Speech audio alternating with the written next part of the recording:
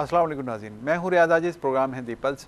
नाज़रीन, आज कराची में एक ऐसा वाक़या हुआ कि जिसको वजह तौर पर मीडिया पर हमला और मीडिया वर्कर्स पर हमला करार दिया जाए तो शायद गलत ना होगा। मुत्तहिदा कौमी मूवमेंट के कायद अल्ताफ़ हुसैन ने लंदन से कराची प्रेस क्लब के सामने भूख हड़ताली कैंप से खिताब करते हुए कहा, उनको हुक्म दिया अपने वर्कर्स को कि आप मीडिया हाउसेस का घेराव करें।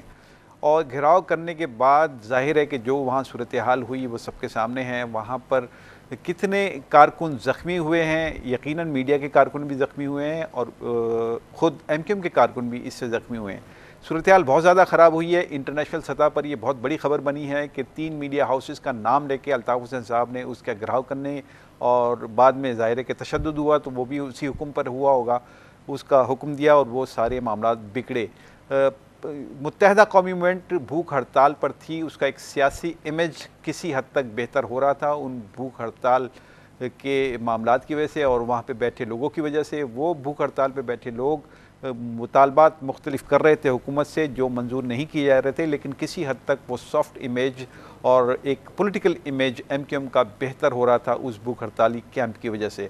और किसी हद तक आज वो मामलात बेहतर भी हुए कि MQM का जो एक नाराज़गी थी कि कोई सियासी जमात उससे पूछ नहीं रही, आज मुस्लिम लीग नून की तरफ से मुतअद्दिद रहनुमा भी कैंप में आए, ख़ुद परवेज़ साहब भी कैंप में आए और उन्होंने जो वफाकी वज़ीर इत्तलात हैं वो भी कैंप में आए, परवेज़ रशीद साहब, उन्होंने भी ये मुख्तलिफ़ यकीन दहानियाँ कराईं। लेकिन असल मसला ये है कि MQM अब इस बात को खूब समझती है कि सियासी जमातों की और हुक्मरान जमात की यकीन दहानियों से उसका कुछ नहीं होने वाला। अस्करी क़यादत दूसरी तरफ अपनी बात पर कायम है और वो किसी किस्म का MQM को स्पेस देने के लिए तैयार नहीं है। मैं आज के प्रोग्राम में इसी ताल्लुक़ से बात करूँगा कि क्या ये सब कुछ जो आज हुआ ये अचानक था या एक मंसूबा बंदी का हिस्सा था, पहले से तयशुदा प्रोग्राम का हिस्सा था कि जो कुछ करना है वो मंसूबा बंदी के तहत करना है और क्योंकि किसी यकीन दहानी का कोई फ़ायदा नहीं है तो लिहाजा अब उस तरफ जाना है, तशद्दुद की तरफ जाना है। एक और अहम मामला ये है, नुक्ता ये है इस पूरी सूरत हाल में कि MQM ने तकरीबन 1.5-पौने 2 साल के बाद कराची में ताकत का मुजाहरा किया है। इससे कबल जो सिलसिला होता था, हड़तालें होती थी कराची में, वो बड़ी कामयाब हड़तालें होती थी, लेकिन ये 1.5-2 साल का अरसा ऐसा गुजरा है कि MQM का वो जो इमेज है, वो ताकत जो है वो नज़र नहीं आई। तीसरा अहम मामला फ्रस्ट्रेशन का है। मुत्तहिदा कौमी मूवमेंट के जो कायद हैं अल्ताफ़ हुसैन साहब, वो गुज़िश्ता 1.5-पौने 2 साल से मीडिया पर नहीं है। एक वो वक्त था कि मीडिया पर वो राज करते थे, 3.5 घंटे, 4 घंटे, 5 घंटे, यहाँ तक कि 6 घंटे लाइव वो बोलते थे, जो जी में आता था बोलते थे, जिसको जी में आता था वो बोलते थे और उनको कोई रोकने वाला नहीं था। अब सूरत हाल ये है कि पिछले 1.5 साल से उनको इवन उनकी तस्वीर तक मीडिया पर नहीं दिखाई जाती, ये भी एक फ्रस्ट्रेशन है। और इसके बाद ही इत्तलात ये हैं कि अल्ताफ़ हुसैन साहब ने इस फ्रस्ट्रेशन के नतीजे में जो उनको पिछले 1.5-2 साल से लाहक है, वो उसके नतीजे में उन्होंने अपने वर्कर्स को आज मीडिया हाउसेस पर हमला करने का हुक्म दिया कि ये उनकी बात क्यों नहीं करते हैं। मैं आज के प्रोग्राम में इसी ताल्लुक़ से बात करूँगा, ये सब कुछ क्या हुआ, कैसे हुआ। मेरे साथ गुफ्तगू करेंगे वारिस रज़ा, सीनियर जर्नलिस्ट हैं, ARY से ताल्लुक़ है, आप ही के आज चैनल पर सबसे ज़्यादा अटैक हुए और ज़ख्मी भी हुए, मैं इनसे पूछूँगा।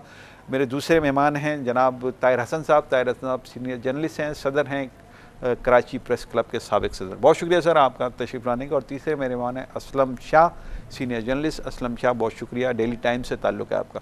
जनाब वारिस रज़ा साहब, ये क्या हुआ सर अचानक, क्या MQM ने कुछ तय करके किया था ये कि गुज़िश्ता रात ही तय कर लिया था कि सुबह में जाके ये करना है, कल शाम तक सूरत हाल ये डेवलप करनी है, इंटरनेशनल मीडिया में बड़ी ख़बर बनानी है, या ये अचानक हो गया आपके ख्याल में?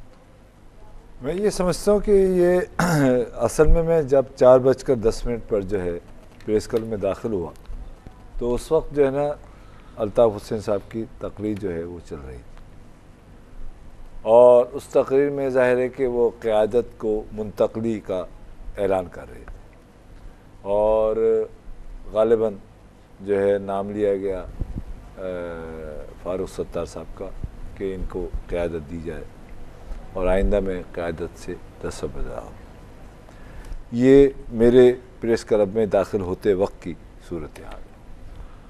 उसके बाद ज़ाहिर है कि हम एक मीटिंग में मसरूफ़ थे कि अचानक जो है ना वहाँ पर एक वावेला हुआ और गैसेस और आंसू गैसेस की जो है ना शेल वगैरह जो है और फायरिंग की आवाज़ें आई। तो उस दौरान जो है वो ज़ाहिर है कि हम सब अपने अपने तौर से महफूज होने की तगदौ में मसरूफ़ रहे। तो असल में सूरत हाल ये है कि अल्ताफ़ हुसैन साहब जिस लहजे में गुफ्तगू कर रहे थे उस वक्त, वो लहजा यकीनन आपके तीसरे पॉइंट जो है ना, फ्रस्ट्रेशन की एक निशानदेही कर रहा था। और उस फ्रस्ट्रेशन की निशानदेही के साथ साथ मैं ये समझता हूँ कि इस पूरी सूरत हाल में चूँकि उनको भूख हड़ताली कैंप से कोई जो है वो निराश देने वाला कोई पॉलिटिकल पार्टी या कोई पॉलिटिकल सर्किल जो है ना, वो निजात दहिंदा नहीं बन रहा था, लिहाजा उन्होंने ये शायद के फैसला किया उसी वक्त अपने तौर से कि जो है अपने कारकुनान को उकसाया जाए। चूँकि मैं वहाँ मौजूद था, लिहाजा मैं एनी। इसमें एक सवाल तो है कि सिर्फ एयरवाई या जियो या समा 3 नाम ही क्यों लिए, और भी तो चैनल हैं? नहीं, उसकी वजह यह है कि मेरा ख्याल है कि ज़ाहिर है कि उनका अपना एक ग्रीवेंसेस हैं कि एयरवाई और समा और जियो से उनके अपने अपने तौर से एक ग्रीवेंसेस हैं। ज़रूरी नहीं है कि वो दुरुस्त ही हों, लेकिन ये कि अपने तौर से उनके ग्रीवेंसेस। क्या आप ये तीनों चैनल एमक्यूएम के ज़्यादा खिलाफ जाते हैं? नहीं, एमक्यूएम के ख़िलाफ़ तो यकीनन नहीं जाते, लेकिन ये कि ये ज़रूर है कि वो एक हद तक जो है जो भी उनकी पॉलिसीज़ हैं उसकी जानिब जो है ना वो ज़रूर उनकी मराजियत है। लेकिन इसका कतई ये मतलब नहीं है कि वो एमक्यूएम का मौक़िफ़ नहीं, यानी मैं बहुत ज़िम्मेदारी के साथ ये बात कह रहा हूँ कि रात को जो एक ख़बर चली है JIT की, उसमें जब एमक्यूएम लंदन की तरफ से जब फ़ोन आया मेरे पास, तो उन्होंने कहा कि जनाब हम अपना नुक्ता नज़र पेश कर रहे हैं। मैंने कहा बिल्कुल आप आइए और अपना नुक्ता नज़र पेश कीजिए। और वो मैंने नुक्ता नज़र उनका मनोवन ऐसे ही दूसरे दीगर चैनलों ने उनका मनोवन नुक्ता नज़र नशर किया, लोगों को नशर किया। ठीक है, ठीक है। ऐसा नहीं है कि मकसद ये कि मतलब आप देते हैं इस पर। ताहिर साहब, सर ये बताइए कि कितना डैमेजिंग आपको लगता है ये एमक्यूएम के लिए कि एक पॉलिटिकल प्रोसेस से वो गुजर रहे थे, भूख हड़ताली कैंप लगाया हुआ था, इंटरनेशनल लेवल पे भी एक खबर अच्छी सॉफ्ट इमेज बन रहा था कि एमक्यूएम ठीक है एक पॉलिटिकल जद्दोजहद कर रही, अचानक ये सब कुछ हो गया, वो सब कुछ रिवर्स हो गया और पूरा मीडिया अब एमक्यूएम के खिलाफ खड़ा हुआ है। जाहिर है कि जब आप मारेंगे और मारने का ऐलान करेंगे मीडिया वर्कर्स को, तो मीडिया तो आपके साथ नहीं होगा, फिर वो रद्दअमल तो दिखाएगा। क्या समझते हैं आप, कितना डैमेजिंग है एमक्यूएम के लिए? थैंक यू रियाज साहब। देखिए बात यह है कि मैं आपके सवाल पे आने से पहले एक 2-3 चीज़ें अर्ज़ करना चाहता हूँ। एक तो बात यह है कि हमारे यहाँ मुल्क में जिस तरह हमारे कुछ इदारे और मुख्तदर इदारे अपनी ख्वाहिशात के तहत सियासत को और पार्लिमानी इदारों को चलाना चाहते हैं, जमातों की तोड़ फोड़ करते हैं और फिर कुछ को आगे लाते हैं और उनको प्रमोट करते हैं और उसका बदतरीन वाक़या 12 मई आपके सामने हुआ। और उस 12 मई की जो सबसे बड़ा, उससे ज़्यादा जो मैं समझता हूँ डैमेजिंग है, वो ये है कि एक डिक्टेटर ने जनरल मुशर्रफ साहब ने खड़े होकर उसको बड़ा अप्रिशिएट किया। और अगर मैं ये समझता हूँ कि इस तरह के इदारे और इस तरह के जो है वो पोजीशनों पे बैठे हुए लोग अगर इस किस्म की तशद्दुद को अप्रिशिएट करते हैं तो फिर हम कहाँ खड़े हुए हैं, सोसाइटी कहाँ खड़ी हुई है। और हम सारे के सारे उस वक्त भी मीडिया को टारगेट बनाया गया था, आवाम को टारगेट बनाया गया था, आज भी मीडिया टारगेट बना है।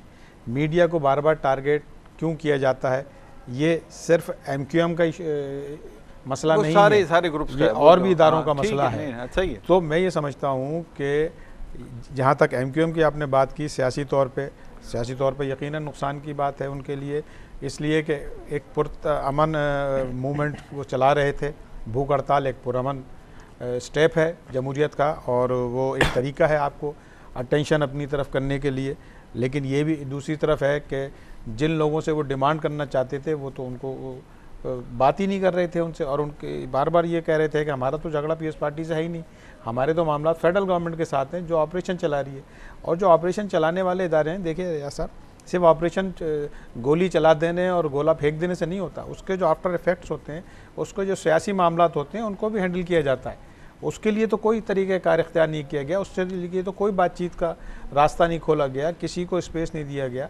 आपने जो ऑपरेशन किया वो एक बिल्कुल ऐसा था जैसे आपने कोई एक ख़ास माइंडसेट से तय कर लिया था कि ये सही है और ये गलत है। ये तो सर एक अलग डिबेट है ना सर।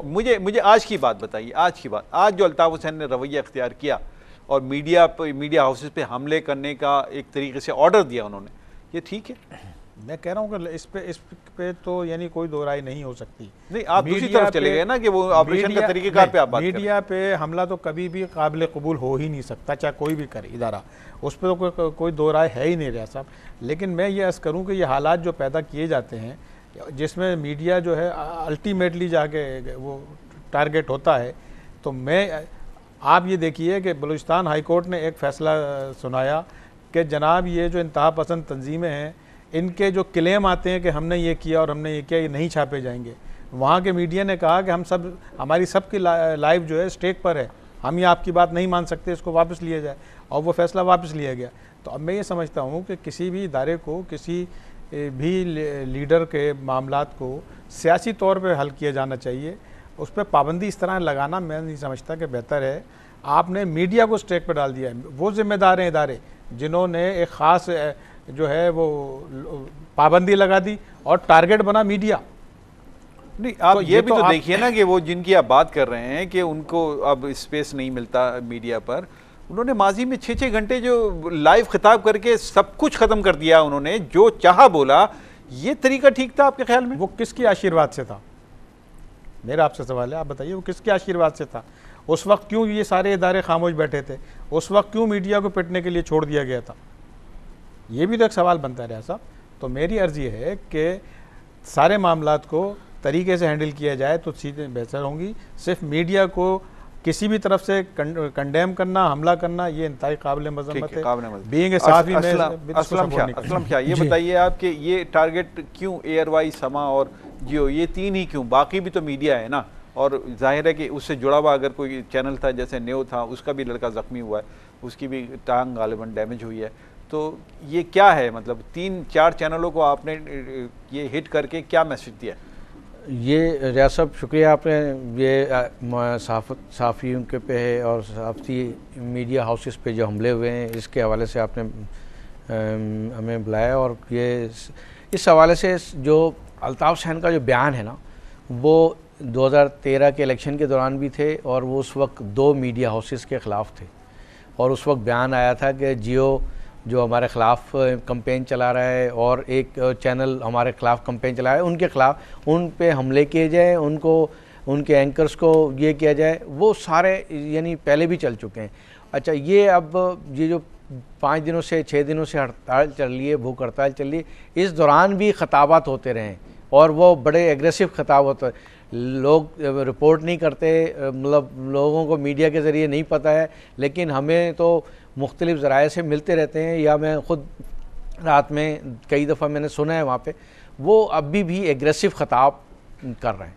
अच्छा, अब वो मैं तमाम इस्टेब्लिशमेंट को भी और तमाम पॉलिटिकल पार्टी को भी हदफ तनकीद बनाते रहते हैं। अब उन्होंने मीडिया हाउसेस को बनाया है कि मीडिया हाउसेस जो है ना, वो हमारे मौक़िफ़ को दूसरे एंगल से पेश कर रहा है। अब इस एंगल की वजह से वो कहते हैं कि जी हमारा जो मीडिया ट्रायल जो हो रहा है वो सिर्फ मीडिया कर रही है और वो उनके आलाकार बन गए। तो इसलिए उन्होंने एक रास्ता निकाला है कि जी मीडिया हाउसेस के घिराव करें और मीडिया हाउसेस। लेकिन ये पुरतशद्दुद वाक़यात कैसे हो गए कि जब वो निकले वहाँ से और फिर वो ज़ैनब में 5 मेरे ख्याल 20 या 25 मिनट पे ये वाक़या शुरू हुआ है। जब वो वहाँ आए, पुलिस भी मौजूद थी, रेंजर्स भी मौजूद थी, करीबी कोई ज़्यादा दूर नहीं था, लेकिन उस 1 घंटे तक किसी ने कोई मज़ामत नहीं की। जब सदर के SHO ने और DSP ने जो मौके पे गए तो उनको तशद्दुद का निशाना बनाया और मारा पीटा। बाकी है कि मीडिया हाउसेस के अंदर चले गए, तोड़ फोड़ की, लोगों से बदतमीज़ी की। और ये इस दौरान जो पुलिस ने की गोली से एक मोहम्मद आरिफ सईद नामी है लड़का, वो हलाक हो गया और बाकी 9 लोग इस वक्त ज़ख्मी है, जिसमें ऐसे एक सदर का DSP है, एक SHO है, 2 ख़वातीन मतलब इस यानी इंसिडेंट में मतलब ज़ख्मी हुई हैं। 3 मीडिया के कैमरामैन ज़ख्मी हुए हैं, जो गन शॉट पे एक वो हुआ है, और बाकी जो तशद्दुद की वजह से उनकी। मैं ये कह रहा हूँ कि ये सारे तनाजुर इस हवाले से आप देखें कि पुरअमन तरीके से हड़ताल चल रही है, बात भी सुनी जा रही है, सियासी लोग भी आ रहे हैं, लेकिन जिन हलकों के लिए वो बात करना चाहते हैं, जिनसे आप मुज़ाकरात करना चाहते हैं, वो नहीं आ रहे। वही बात है ना कि वो स्पेस ही नहीं दे रहे। उसके लिए सिर्फ एक खबर चलाई गई थी 2 दिन पहले कि अल्ताफ़ हुसैन ने एस्टेब्लिशमेंट से तहरीरी तौर पे माफ़ी मांग ली, लेकिन वो उस खबर का मौजूद कौन थे, इस खबर को चलाने वाला कौन है, किसने चलाया, इसको ऑन करने के लिए कोई तैयार नहीं। जाहिर है कि टेबल स्टोरीज तो बहुत है ना मार्केट में, वो तो फिर मास्टर भी इस काम के माहिर भी बड़े घूम रहे हैं, और वो बाज़ औक़ात किराए पे भी लिए जाते हैं ऐसे लोग। वारिस रज़ा साहब, सर ये बताइए, ये जो इन्होंने नुक्ता उठाया कि 1 घंटे के बाद पुलिस आई या रेंजर्स आई, गवर्नर हाउस करीब है, वहाँ पर 5-6 मोबाइलें खड़ी हैं, लेकिन कार्रवाई नहीं हो रही। पहले उनको टाइम दिया जा रहा है कि भाई तुम पहले क्राइम कर लो, उसके बाद तुम्हारे खिलाफ कार्रवाई करेंगे, पहले तुम एक बड़ी स्टोरी बना लो, टेलीविज़न के लिए, मीडिया के लिए, इंटरनेशनली एक बड़ी स्टोरी डेवलप कर लो, मार पीट के लोगों को, और जब डेवलप हो जाएगी उसके बाद तुम्हारे खिलाफ ऐसी कार्रवाई की जाएगी कि तुम फारूक सत्तार को गिरफ्तार किए जाने की बातें हो रही हैं। ये क्या रवैया है हमारे यहाँ? देखिए, बुनियादी तौर से तो रियासती जो रवैया होता है और जो इस्टेब्लिशमेंट का ख़ास तौर से रवैया है, उस पर तो दो राय है ही नहीं पाकिस्तान में कि इस्टेब्लिशमेंट का रवैया बड़ा ब्रूटली रवैया है, और वो इसका एक माइंडसेट है। और माइंडसेट वो ये है कि जो वो दुरुस्त समझते हैं वही दुरुस्त है, और उसके नुक्ते नज़र के बरखिलाफ़ जो भी नुक्ते नज़र है वो नादुरुस्त है। तो इस तनाजुर में अगर देखा जाए तो अभी थोड़ी देर यानी 10 मिनट पहले जो है मैं बैठा हुआ था जब प्रेस क्लब में, तो मेरे रिपोर्टर ने मुझे ये रिपोर्ट किया कि ARY का ही वो 2 रिपोर्टर था, और बहुत यानी ये कि अहम रिपोर्टर है। उसने कहा कि जनाब 10 से 15 मिनट हम लोग जो है ना वो महसूर रहे, यानी ये कि गोया के गैर गमार रहे, और हमारा जो ARY का जो ऑफिस है उसका एक ही रास्ता है, यानी ऐसा नहीं है कि उसके यानी 2-3 अतराफ़ हों, एक ही रास्ता है। तो उस एक रास्ते से बाकायदा लोग आए और आकर उन्होंने तशद्दुद किया। तशद्दुद करने के बाद जो भी उनसे हो सका, जो बच सके वो बच गए, जो नहीं बच सके वो नहीं बचे। लेकिन बात यह है कि ये सवाल आपका बहुत अहम है कि इस दौरान जो है वो जो लॉ इन्फोर्समेंट एजेंसीज़ हैं जो कहलाती हैं अपने आप को, पुलिस है या रेंजर्स है या जो भी है, गो के उसके बाद ARY के दफातर में जो है ना PM यानी CM भी आए और DG रेंजर्स भी आए, यानी उस तमाम हाल अहवाल को पूछने, और शायद के इस्माइल राहो भी आना चाहते थे अभी थोड़ी देर। मुझे सिर्फ इतना बताते हैं कि ये डेलिब्रेट एफर्ट है। मैं ये समझता, ठीक है, स्पेस दे दो, पहले करने दो, हाँ, पहले मैं ये तबाही समझता करने दो, उसके बाद आएंगे। एस्टेब्लिशमेंट की आज से नहीं टैक्टिस है ये। हाँ, एक टैक्टिस है, 70 साल से ये टैक्टिस है। अच्छा, उनको यानी जो भी क्रिमिनल्स हो या शरपसंद हो, उनको पहले मौका दिया जाता है, हाँ, फिर कार्रवाई की जाती है, ताकि एक रीजनेबल उनके ऊपर कार्रवाई करने का जो जवाब पैदा किया जाए। सर आप बताइए कि एक तासुर ये है कि जैसे अल्ताफ़ हुसैन के इस खिताब के हवाले से कि अल्ताफ़ हुसैन साहब ने जैसे कहा कि मीडिया हाउसेस का घिराव करो, ये तयशुदा अमल था, कोई सोर्सेज ये भी कह रहे हैं, उसमें इख्तलाफ था, जो मकामी क़यादत है और अल्ताफ़ हुसैन के दरमियान शदीद इख्तलाफ था कि ऐसा नहीं कहेंगे आप, उन्होंने कहा मैं तो कहूँगा। क्या ये बात दुरुस्त है आपके ख्याल? नहीं, आपकी इत्तला है, यकीनन दुरुस्त होगी, मुझे इसमें कोई ज़रूरत नहीं डिस्प्यूट करने की। मैं आपको एक बार तर्ज़ करूँ रियाज साहब कि किसी भी मीडिया में 2 लाइनों की ख़बर छपती है कि किसी भी छोटी सी कोई ऑर्गेनाइजेशन जो है वो जुलूस निकालेगी और प्रेस क्लब पे जाएगी, तो गवर्नर हाउस के रास्ते कंटेनर रख के बंद कर दिए जाते हैं। ठीक है, कि वहाँ से कोई पैदल भी नहीं गुजर सकता। ठीक है। तो अभी जो आपने अर्ज़ किया कि ये डेलिबरेट है, तो मैं समझता हूँ कि ये जिन इदारों को रोकने का काम था उनकी तरफ से यकीनन डेलिबरेट है कि उन्होंने पूरा स्पेस दिया, और वो एक पूरा मॉब वहाँ से कोई आधा फरलांग के फासले पे चल के गया, और ये सारे के सारे चीज़ें हुई, और यहाँ तक हुआ कि पुलिस जो है वहाँ पे कोई 8-10 मोबाइलें खड़ी हुई थी मुख्तलिफ, और वो दूर खड़े होकर वो काफ़ी देर तक तमाशा देखते रहे, बल्कि ट्रैफिक भी रोकने की कोशिश की, उन्होंने स्पेस दिया कि ये आगे की तरफ जाएं, जो भी लोग थे वो।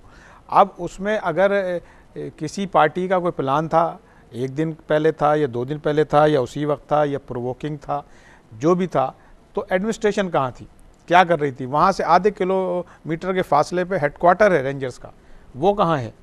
जब आप सड़क पे किसी भी आदमी को तलाशी ले लेते हैं पकड़ के, जो जिसका कोई कसूर नहीं होता, जिसका कोई किसी क्राइम केस में नाम नहीं होता, तो इतना बड़ा जब एक मॉब आ रहा था और इतना ज़ोर शोर से हंगामा हो रहा था, 2 घंटे तक वहाँ तकारीर चलती रहीं, ये बहुत टाइम होता है। हाँ, एक इंतजामिया तो माहौल बन रहा था समझने के लिए, और इत्तलात पूरी होगी कि ये इश्तियाल में आ सकते हैं, यहाँ कोई मसाइल खड़े हो सकते हैं। ठीक है, ये वो तो उनका डायरेक्शन उनकी अच्छी खासी डिस्टेंस पे थी, तो इसको रोका तो जा सकता था।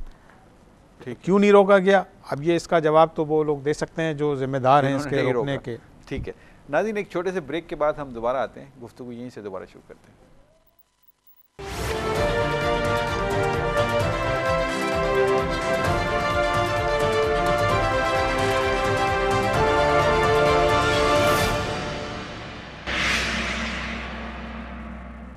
मैं एक दफ़ा फिर प्रोग्राम में आपका खैर मकदम करता हूँ। असलम शाह, बड़ा अहम मामला ये है कि अल्ताफ़ हुसैन साहब की तकरीर से उनके जो कुछ भी उन्होंने कहा, अपने कारकुनों को जो हिदायत दी, उसके बाद जो कुछ हुआ, MQM डैमेज हुई। ये MQM का जो इमेज है वो डैमेज हुआ इंटरनेशनली, लोकली, हर सतह पर, और पूरा मीडिया अब MQM के ख़िलाफ़ बोल रहा है। लेकिन एक अहम बात आज ही रूपजीर हो गई कि फ़ारूक सत्तार को जिस तरीके से धक्के दिए रेंजर्स वालों ने, या जो टेलीविज़न मीडिया पर दिखाया गया, वो एक कौमी असम्बली का रुकन है, इलेक्टेड आदमी है, आइनी तौर पर उसको उस तरीके से ट्रीट नहीं किया जा सकता। क्या ये MQM के लिए एक फेवरेबल बात नहीं हो गई, खुद ब खुद हो गई या डेलिब्रेट हो गई, जैसे भी हो गई? ये डेलिब्रेट हुई है। इसकी वजह देखें, ये जब भी कोई वाक़या होता है उसका कोई ना कोई इम्पैक्ट और ये आउटपुट जो नज़र आता है। एक वाक़या हुआ है, इस वाक़े को दूसरे वाक़े को मिलाएंगे तो आपको पता लगेगा कि MQM डैमेज नहीं हुई, MQM को फ़ायदा पहुँचा है इससे, और MQM की क़ुव्वत में इजाफा हुआ है। वो इसलिए एक तो ताकत का मुजाहरा किया है, दूसरी तरफ उन मजलूम हो गया कि भाई इनके जो लीडरान हैं, पॉलिटिकल पार्टी के हेड हैं, उनको इस तरह के बिहेवियर किया जा रहा है, उन्हें गिरफ़्तार किया जा रहा है। इस तनाजुर में दुनिया में जो देखने वाले हैं, जो आंखें देखती हैं, उनको तो ये नज़र आ रहा है कि उन्हें धक्का दे करके उन्हें खींचते हुए लेके जा रहे हैं, चाहे वो 5 मिनट 10 मिनट बाद छोड़ दिया जाए। लेकिन 18वीं तरमीम के बाद पॉलिटिकल पार्टी के किसी भी जो इलेक्टेड मेंबर हैं उनको गिरफ्तारी से पहले असेंबली के स्पीकर से इजाज़त लेने की ज़रूरत होती है। नहीं, 18वीं तरमीम में उससे पहले भी ऐसे, उससे पहले भी ऐसे, लेकिन ये है कि अब वो उस पर इम्पोज हो गया है, और बाकायदा और उसकी वजह से कि बहुत सारे जो मतलब लोग गिरफ़्तार हुए, उन्हें स्पीकर ने बुलाया। सेनेट असेंबली के भी इसी तरह वो है, कौमी असेंबली में भी जो अभी MNA है लियारी के, उनको कई दफ़ा उन्हें वो बुलवाया गया और वो गए इस्लामाबाद।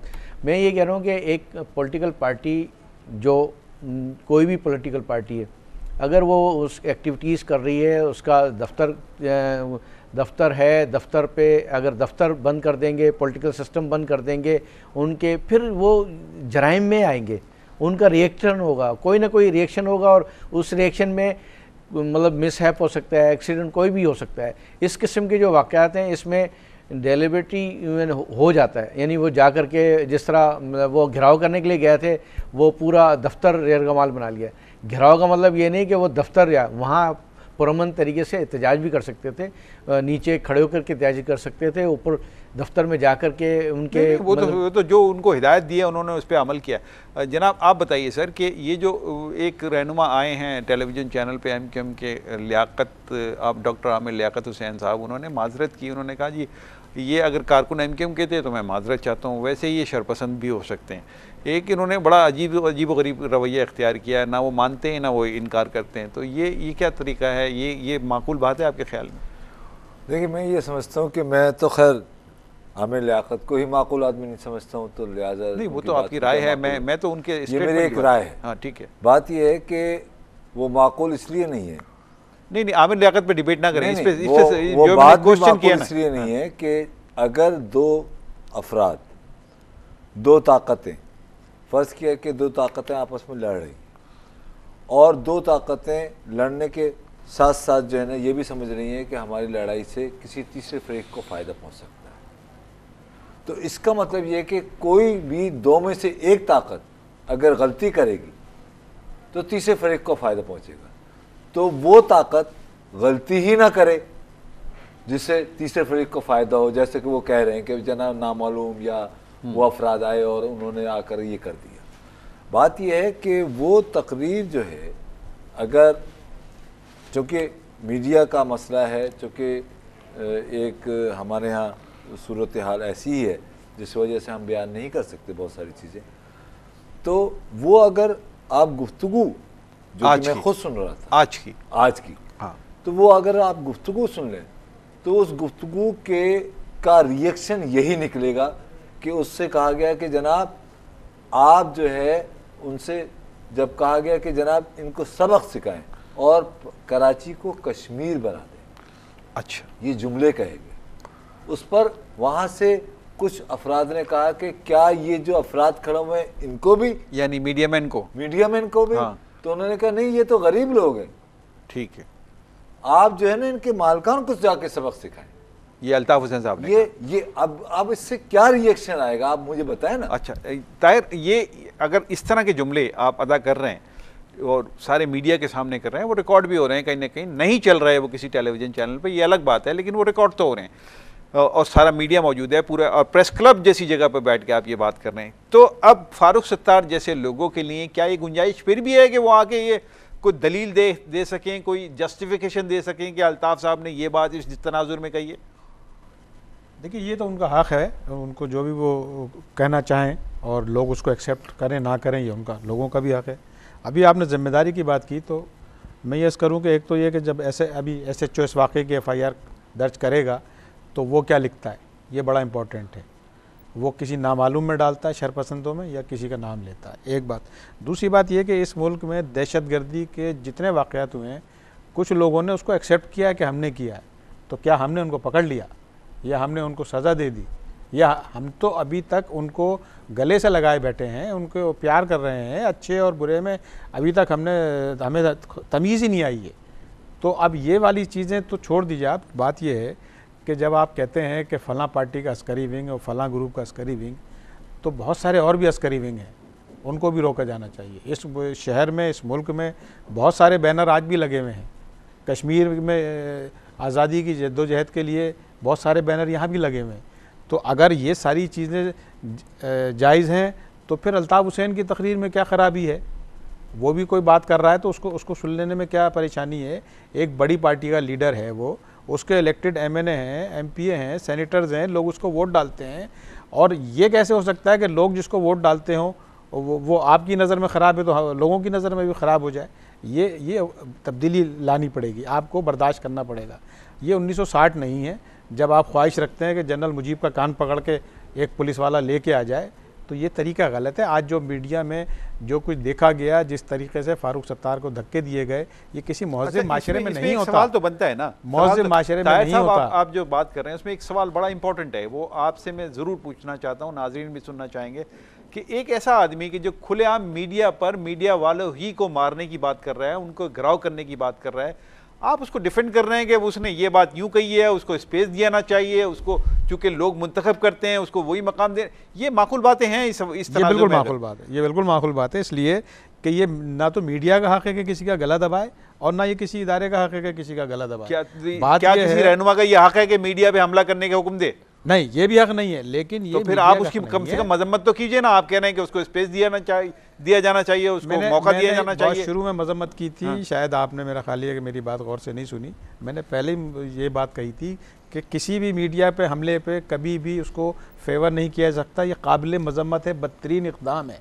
लेकिन उसके जो हालात हैं उसको भी देखिए, कौन हमें पाबंद करता है, कौन हमें रोकता है। हम किसी की ख्वाहिशात पे मीडिया को चलाएंगे तो यही होगा। आज असलम शाह, ये बताइए आप कि कश्मीर का मामला, इन्होंने कहा कि वो कश्मीर से रिलेट कर रहे हैं।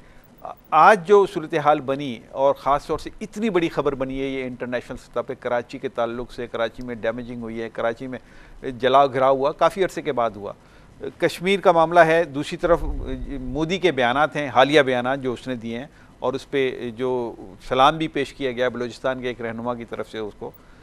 क्या ये सारे कनेक्शंस, क्या ताने वाने जोड़े जा सकते हैं आज की सूरत हाल से? अगर यानी रियासती इदारे तो ये इन तमाम चीज़ों को जोड़ रहे हैं, लेकिन सियासी तौर पे आप अगर वो देखेंगे तो इसका यानी दो चीज़ें हैं।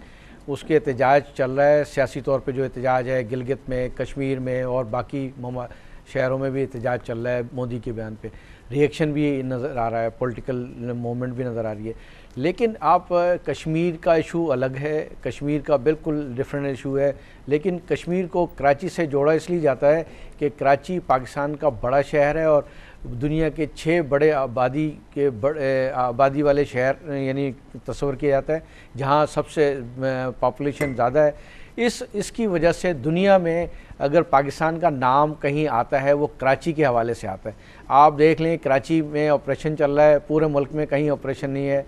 कराची के हवाले से ऑपरेशन का पूरे मुल्क में, पूरी दुनिया में चर्चा होता है, उसका रिएक्शन भी होता है, उसके यानी पॉजिटिव भी है कि मेरा सवाल रिपीट कर दूं। जी जी, कि कश्मीर में एहतजाज चल रहा है, 42 से 43 दिन हो गए, वहाँ कर्फ्यू लगा हुआ है। जी जी। और वहाँ पे जो जिस तरीके से तशद्दुद हो रहा है वो सारी खबरें इंटरनेशनल मीडिया में बन रही हैं। अब कराची में एक इस तरह की तशद्दुद की खबर बनती है और उसका सबब ये बताया जाता है कि एक पॉलिटिकल पार्टी को साइडलाइन लगाया जा रहा है, उसका हक छीना जा रहा है, उसको दबाया जा रहा है। ये कोई बैलेंस बन रहा है, कोई पैरेलल चीज़ में डेवलप करने की कोशिश की जा रही है आपके ख्याल? ये वैसे पॉलिटिकल कराची के शहरी की हैसियत से तो मैं ये कह सकता हूँ कि भाई यहाँ पे पॉलिटिकल सिस्टम को, एक पार्टी को निशाना बनाया जा रहा है। अब ये बात तो आप कह सकते हैं कि ये यहाँ पे उनको पॉलिटिकल एक्टिविटीज़ के लिए यानी स्पेस नहीं दी जा रही है, उनके यानी खाल जमा करने की इजाज़त नहीं है, लेकिन कालादम तंजीमों को खालें जमा करने की इजाज़त है, उन्हें फितरे ज़कात जमा करने की इजाज़त जो ताहिर कह रहे थे वो ये है। लेकिन आप इसको कश्मीर से रिलेटिव करके नहीं कर सकते, रिलेटिव नहीं कर सकते। उन वाक़यात में वो 47 दिन से कर्फ्यू ज़्यादा है, यहाँ कर्फ्यू नहीं लगा है, यहाँ पे कोई ऐसे इवेंट नहीं हुआ। कोई करने की कोशिश कर सकते कोई करने की कोशिश कर सकता है इसको। मैं ये समझता हूँ कि ये देखिए वो बहुत ज़हीन लोग हैं और दोनों ही तरफ़ैन के ज़हीन लोग हैं, यानी इस्टेब्लिशमेंट के लोग भी और हमारे पॉलिटिकल जो अफराद जो आज जिन्होंने ये कुछ किया है वो असल में डाइवर्ट करना चाह रहे हैं चीज़ों को, और डाइवर्ट करने का उनका मकसद सिर्फ ये एक है कि वो स्पेस लेना चाह रहे हैं। उस डाइवर्जन से वो चाहते हैं कि उनको पॉलिटिकल स्पेस दिया जाए। मेरे ख्याल में ये एक सियासी तौर से एक नेगेटिव टैक्टिक्स है।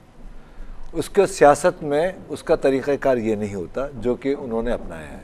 अगर वो सूरत हाल को दुरुस्त करना चाहते हैं तो उसके लिए, जैसे आज आप देखिए एक अजीब वाक़या हुआ, जब 4:10 पर मैं वहाँ दाखिल हुआ तो 4 बजे जब परवेज़ रशीद साहब आए तो पाकिस्तान जिंदाबाद और इस हुकूमत के जिंदाबाद के नारे लग रहे थे, लेकिन 10 मिनट के बाद पाकिस्तान के ख़िलाफ़ और इस हुकूमत के ख़िलाफ़ नारे लग रहे थे।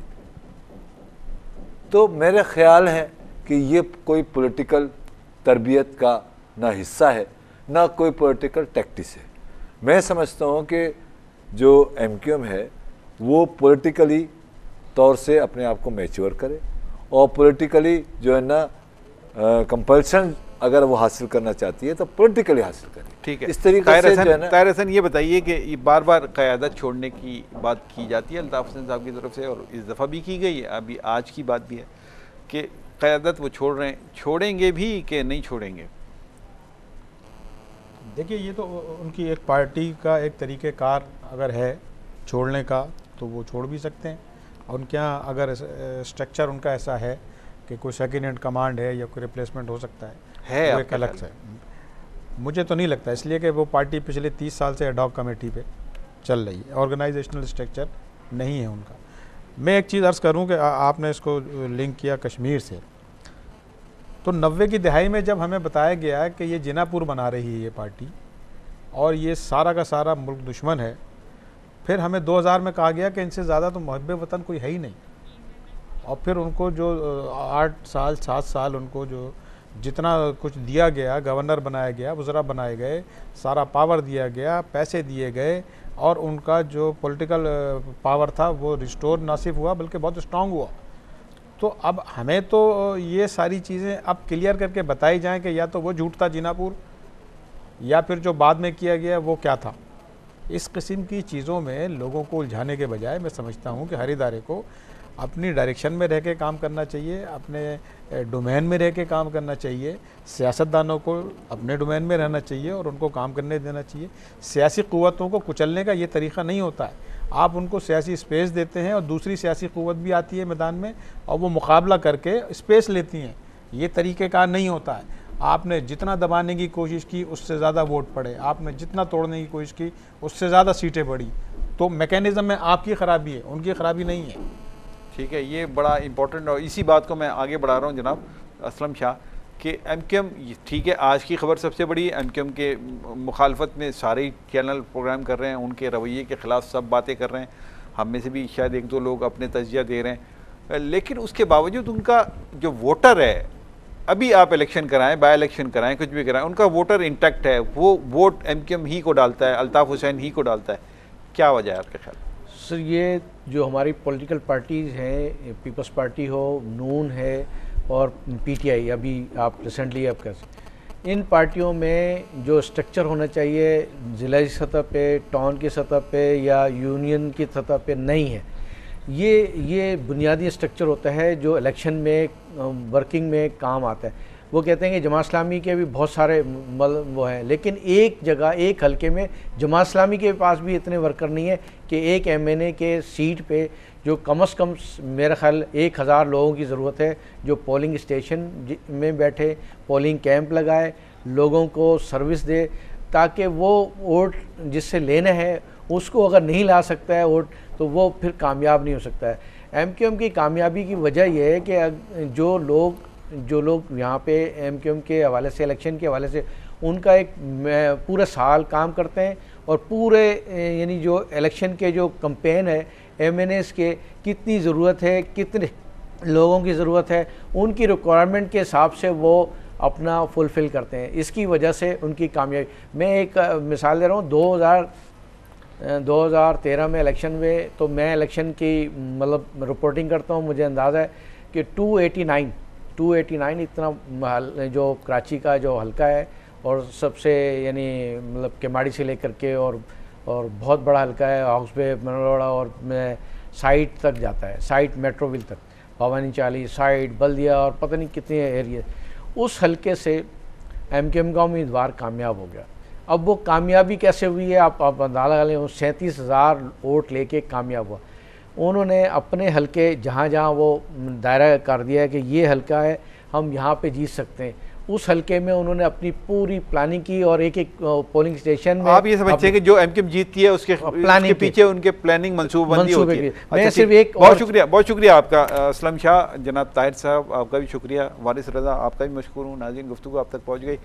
सियासी एतबार से यकीनन एमक्यूएम डैमेज हुई है और उसको थोड़ा सा सपोर्ट अगर मिलेगा इस पूरे वाक़े में, तो जो रवैया इख्तियार किया गया या इख्तियार किया जाएगा मुंतखब नुमाइंदों के हवाले से, रेंजर्स की तरफ से या कानून नाफिज करने वाले इदारों की तरफ से, वो थोड़ा सा सपोर्टिव हो जाएगा। एमक्यूएम फिर दोबारा मजलूमियत के खाने में चली जाएगी और उसको कहीं ना कहीं सपोर्ट भी मिल रही होगी। लेकिन मजमूई तौर पर मीडिया पर हमला, मीडिया के वर्कर्स पर हमला या उसके लिए हुक्म जो दिया गया है, वो किसी भी तौर पर काबिल कबूल नहीं है। न सिर्फ पाकिस्तान में, शायद दुनिया के किसी हिस्से में इस तरह का रवैया काबिल कबूल नहीं हो सकता। इजाज़त चाहता हूँ। अल्लाह हाफ़िज़।